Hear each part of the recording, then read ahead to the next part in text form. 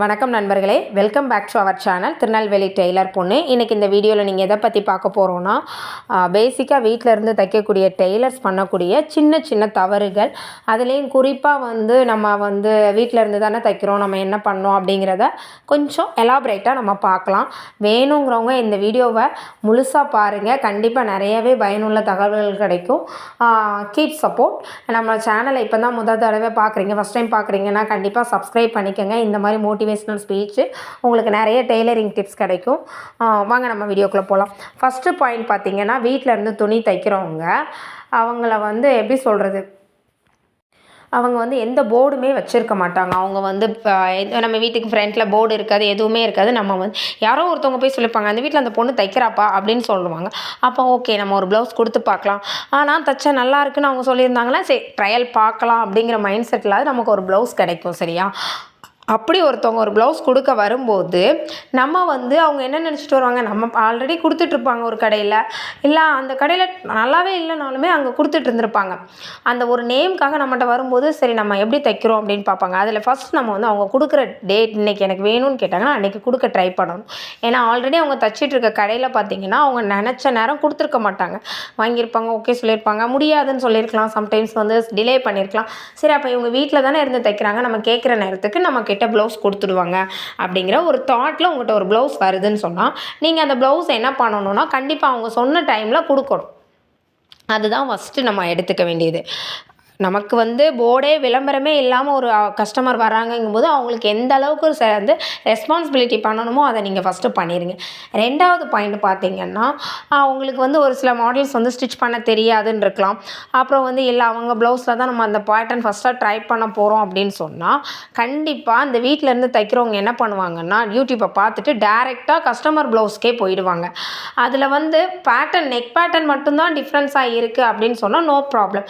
இல்லை அவங்க கேட்டிருப்பாங்க, பிரின்சஸ் கேட்டிருப்பாங்க, ஒரு கட்டோரி கட் கேட்டிருப்பாங்க, இல்லை பேக் ஹுக் கேட்டிருப்பாங்க.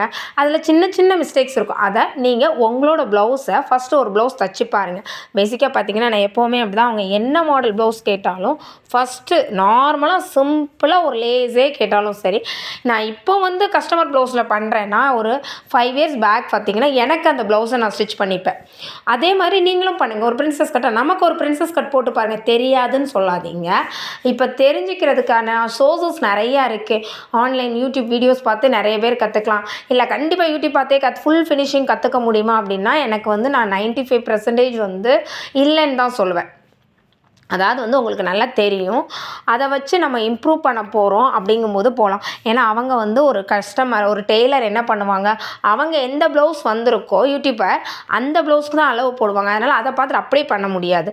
அப்போது அவங்க 34 சைஸுக்கு போட்டிருக்கலாம், உங்களுக்கு தேவை 28 சைஸாக இருக்கும், சம்டைம்ஸ் 40 சைஸாக இருக்கும். அப்போ அதில் சேஞ்சஸ் இருக்கும், அதை சேஞ்சஸ் பண்ண உங்களுக்கு தெரியணும். அப்போ பேசிக்காக அந்த நாலேஜ் வேணும். அந்த நாலேஜ் எப்படி கேதர் பண்ணலாம், உங்களோட ப்ளவுஸை நீங்கள் ட்ரையல் பார்க்கும்போது ஆட்டோமேட்டிக்காக உங்களுக்கு என்ன ஆயிரும், ஓ இதுக்கு நம்ம இவ்வளோ வச்சோம், இந்த இடத்துல இந்த லூஸ் வந்துடுச்சு, ஓ இப்போ டைட் ஆகிடுச்சு, இவ்வளோ கம்மியாக பண்ணியிருக்கோம், அப்போ நம்ம அவங்க ப்ளவுஸுக்கு இவ்வளோ இருக்கிற இதை இப்படி மாற்றிக்கலாம் அப்படின்னு ஒரு ஐடியா கிடைக்கும். ப்ளஸ் நம்ம என்னோடய ப்ளவுஸ்னால் நான் தைக்கவே மாட்டேன் அப்படின்னு சொல்கிறவங்களுக்கு இப்போ நம்ம ப்ளஸ் ஒரு ப்ளவுஸும் கிடச்சிடுச்சு.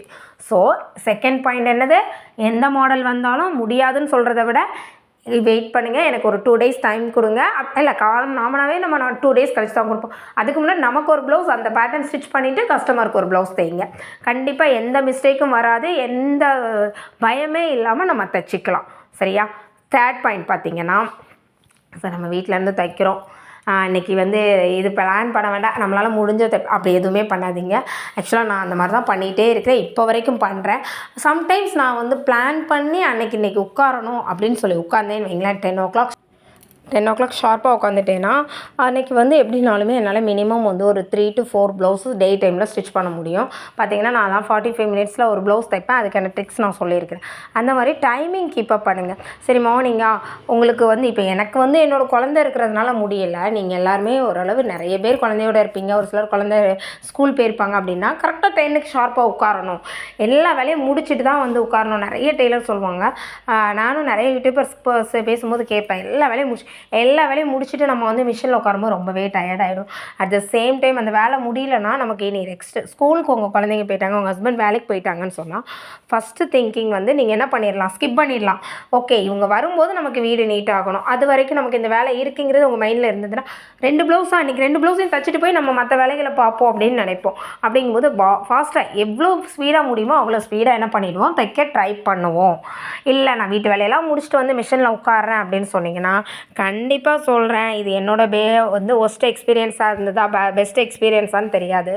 நான் வீட்டு வேலையெல்லாம் முடிக்கும் போதே ரொம்ப டயர்ட் ஆயிடுவேன். அப்போ என்ன கொஞ்சம் மொபைல் பார்த்துட்டு படுக்கலான்னு தோணும். அப்படி படுக்கும்போது ஆட்டோமேட்டிக்காக நம்ம என்ன ஆயிடுவோம், மொபைல் டைமிங் இன்க்ரீஸ் ஆகும், நம்மளோட லேசினஸ் கூடிடும். ஸோ நீங்கள் மேக்ஸிமம் 95% பீப்புள்ஸ் வந்து நான் சொல்கிற ஒரு விஷயம்னா என்னென்னா, தயவுசெய்து நீங்கள் என்ன பண்ணுங்கள், மொபைலுக்கு அந்த வேலைகள் காலையில் ஸ்கூல் போயிட்டாங்களா குழந்தைங்க, ஓரளவு க்ளீன் பண்ணிட்டீங்களா, மிஷினில் வந்து உட்காந்துருங்க. இன்றைக்கி 2 ப்ளவுஸ் நமக்கான ஏம், இன்றைக்கி ஒரு 2 ப்ளவுஸ் தைக்கிறோம், 200 ரூபீஸ் ஸ்டிச் பண்ணுறோம் அப்படின்னா அதை ஸ்டிச் பண்ணி முடிச்சுட்டு எழுந்துக்குங்க. அதுக்கப்புறம் போய் வீட்டு வேலையை பார்த்துட்டு டயர்டாகவும் லஞ்சை முடிச்சுட்டு அப்படியே கொஞ்சம் நேரம் ஸ்லீப்பிங் மோட் போயிட்டிங்கன்னா, தூங்கிட்டிங்கன்னா, அப்புறம் குழந்தைங்க வரும்போது அவங்களுக்கு ஸ்நாக்ஸ் ரெடி பண்ணிவிட்டு ஃப்ரெஷ்ஷாக எழுந்துக்கலாம். ரொம்ப ஈஸியாக இருக்கும். அப்புறம் குழந்தைங்க வந்து ஹோம்ஒர்க் பண்ண வைக்க ஈஸியாக இருக்கும். அடுத்தது 4th பாயிண்ட். இந்த பாயிண்ட் தான் ரொம்ப ரொம்ப இம்பார்ட்டன்ட் பாயிண்ட், இங்கே நம்ம சொல்ல வேண்டிய பாயிண்ட். இதில் நானும் ரொம்பவே அனுபவப்பட்டிருக்கேன். அதனால் கண்டிப்பாக இதை வந்து அவங்க கூட ஷேர் பண்ணிக்கிறேன். வர்றாங்க அப்படின்னு சொன்னால் அவங்க கூட உட்காந்து ரொம்ப நேரம் பேசிகிட்டு இருப்போம். அவங்க கூட உட்காந்து பேசிகிட்டு இருக்கும்போது நம்ம ஸ்டிச் பண்ணவே மாட்டோம். இது பெரிய பெரிய ஷாப்பில் பார்த்தீங்கன்னா அட்டன் பண்ணுறதுக்கு ஒருத்தவங்க இருப்பாங்க, ஸ்டிச்சிங் டீம் தனியாக இருக்கும். அதனால் அவங்களுக்கு பெரிய இஷ்யூ ஆகாது.